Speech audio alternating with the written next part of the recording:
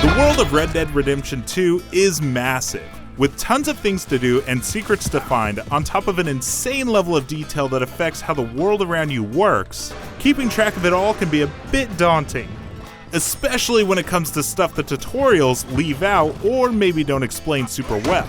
So here are 17 things that Red Dead 2 doesn't actually tell you. First up is something that may seem obvious to some, but completely missed by a lot of the rest of us. You can manually save your game by entering the pause screen and opening the story menu. Frustrated that the general clerk won't buy any of your shiny jewelry you have that's definitely not stolen? Never fear, your friendly neighborhood fence will take care of that for you. You can unlock access to fences after completing a mission with Hosea early on near Emerald Ranch. Fences will also let you craft special trinkets and talismans from the pelts of legendary animals, which will give you unique perks like boosting your score stat experience gains or improving the quality of harvested animal skins. As with any Rockstar game, there are tons of collectibles to find out in the world. What you may not realize, however, is that there's a side quest attached to almost all of them that will provide you with certain rewards for each set of collectibles you complete. A full set of cigarette cards, for example, are worth a lot to the right buyer. You know, if you ever get a complete set, I can take it off your hands. And you may not even have to look that hard. You can hunt these collectibles down individually, or you can find them in packs of premium cigarettes, which can be bought or picked up during your travels. You unlock new weapons by finding them out in the world.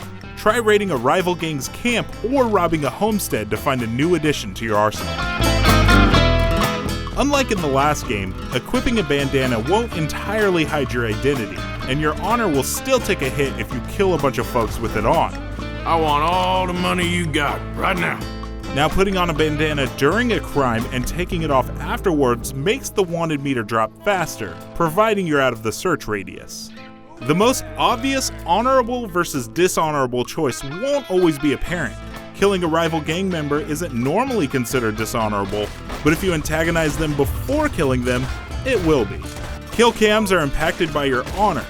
If you play honorably, the camera on a kill replay will focus on Arthur. If you're dishonorable, it'll focus on the kill and represent it in a more intense way. Be careful when searching the saddlebags of someone else's horse, as it might kick you. You can avoid this by calming and patting the horse to gain its trust before you start searching the bags. Fast travel from camp is unlocked by upgrading Dutch's tent and then Arthur's in the ledger. Beyond that, your only option to traverse the map quickly is to pay for a ride on a train or a stagecoach. If you aren't near a train or a coach though, you can still make long journeys easier. Hold the run button in the cinematic camera while riding to have your horse automatically follow the road or head towards a waypoint. Now they do tell you that, but what they don't tell you is that you don't have to keep holding the button the whole way there. Once you're on your way, you can just put the controller down and enjoy the view. Be good to your horse. Feed it, keep it clean, and most importantly, keep it safe. Unlike the original Red Dead Redemption, your horse won't magically respawn if something bad happens to it. Tell it to flee if bullets are about to start flying, avoid jumping off any high cliffs, and be sure to keep a bottle of Horse Reviver on hand, just in case.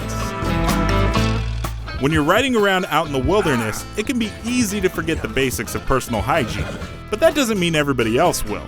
If you walk into town, people will react differently depending on if you're clean, dirty, or whatever the hell happened here. You can clean yourself up by paying for a bath at a local hotel, or on the cheap by going for a dip in the river. When you're out hunting, you can tell the quality of a pelt you can expect to harvest from an animal by studying it and then selecting show info before choosing to bring it down. The food you cook at a campfire gives you the biggest boost to your core stats, but it can't be found on the radial wheel. It's in your satchel. These items aren't meant to be used as quick access consumables in a firefight, rather to prepare for and recover from fights or long journeys. Lastly, and perhaps most importantly, cheat codes are back.